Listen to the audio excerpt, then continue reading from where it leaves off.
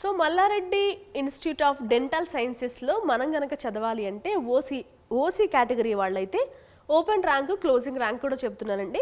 1,10,716 నుండి 11 ఇది opening rank. Closing rank వచ్చేసి 11,51,102.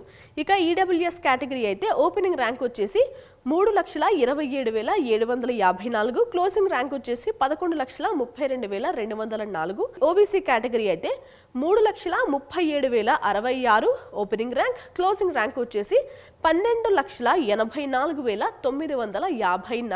ఎస్టీ వాళ్ళైతే గనక 6,29,481 వాళ్ళ క్లోజింగ్ ర్యాంక్.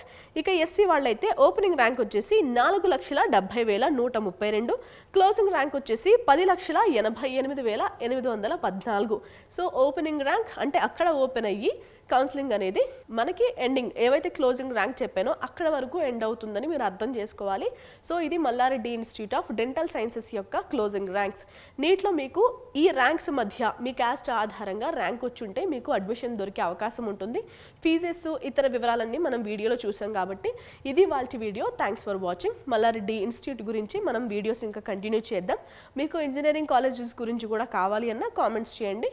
మనమైతే తెలంగాణలో ఉన్న 4 మెడికల్ కాలేజెస్ గురించి కవర్ చేద్దాం. Thanks for watching.